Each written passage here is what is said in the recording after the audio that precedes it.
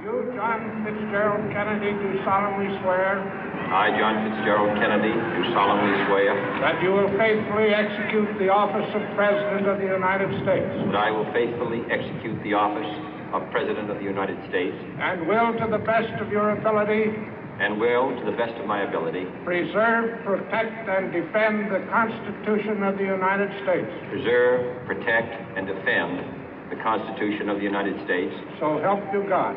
So help me God.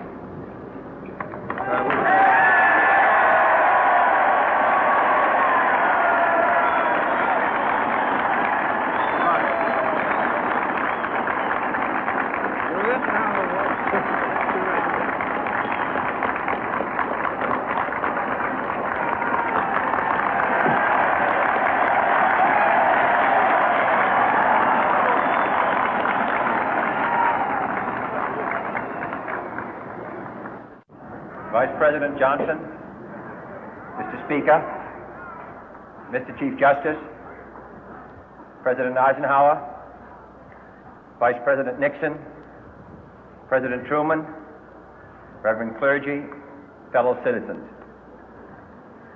We observe today not a victory of party, but a celebration of freedom, symbolizing an end as well as a beginning, signifying renewal as well as change.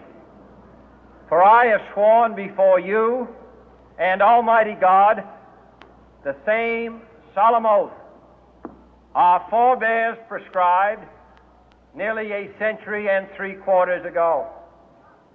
The world is very different now, for man holds in his mortal hands the power to abolish all forms of human poverty and all forms of human life.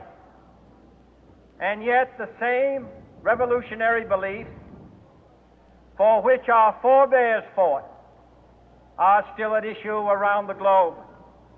The belief that the rights of man come not from the generosity of the state, but from the hand of God. We dare not forget today that we are the heirs of that first revolution. Let the word go forth from this time and place to friend and foe alike that the torch has been passed to a new generation of Americans born in this century, tempered by war, disciplined by a hard and bitter peace, proud of our ancient heritage, and unwilling to witness or permit the slow undoing of those human rights to which this nation has always been committed and to which we are committed today at home and around the world.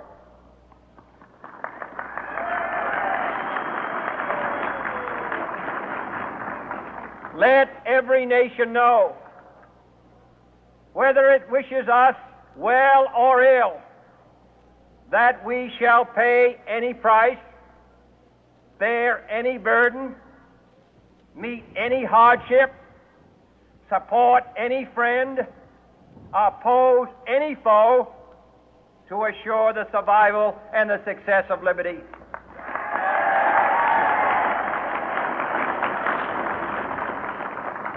This much we pledge and more.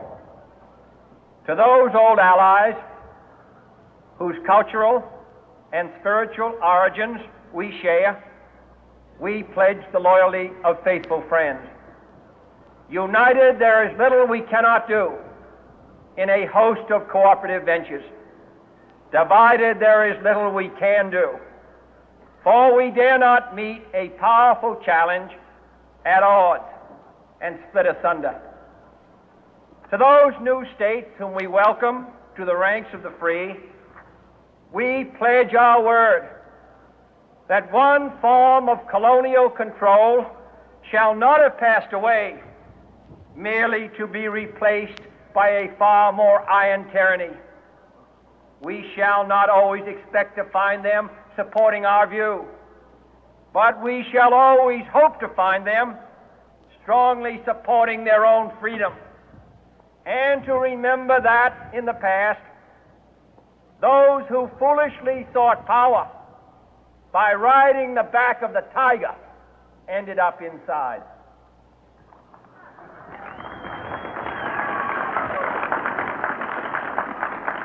To those people in the huts and villages of half the globe struggling to break the bonds of mass misery, we pledge our best efforts to help them help themselves for whatever period is required, not because the communists may be doing it, not because we seek their votes, but because it is right.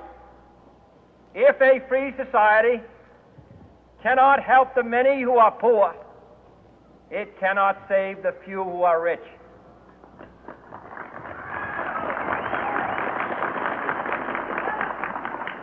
To our sister republics south of our border, we offer a special pledge to convert our good words into good deeds, in a new alliance for progress, to assist free men and free governments in casting off the chains of poverty.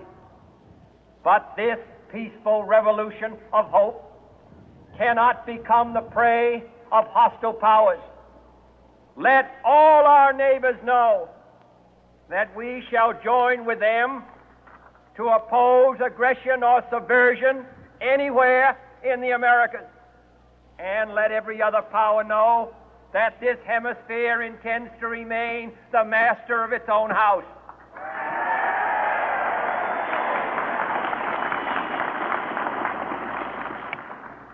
To that World Assembly of Sovereign States, the United Nations, our last best hope, in an age where the instruments of war have far outpaced the instruments of peace, we renew our pledge of support to prevent it from becoming merely a forum for invective, to strengthen its shield of the new and the weak, and to enlarge the area in which its writ may run.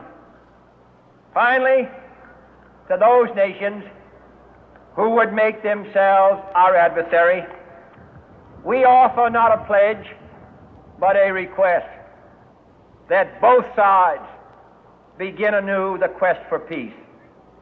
Before the dark powers of destruction, unleashed by science, engulf all humanity in planned or accidental self-destruction, we dare not tempt them with weakness, for only when our arms are sufficient beyond doubt can we be certain beyond doubt that they will never be employed. But neither can two great and powerful groups of nations take comfort from our present course, both sides overburdened by the cost of modern weapons, both rightly alarmed by the steady spread of the deadly atom, yet both racing to alter that uncertain balance of terror that stays the hand of mankind's final war. So let us begin anew, remembering on both sides that civility is not a sign of weakness, and sincerity is always subject to proof. Let us never negotiate out of fear, but let us never fear to negotiate.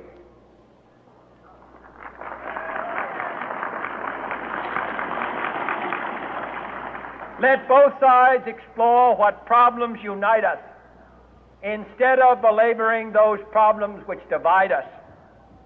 Let both sides, for the first time, formulate serious and precise proposals for the inspection and control of arms, and bring the absolute power to destroy other nations under the absolute control of all nations.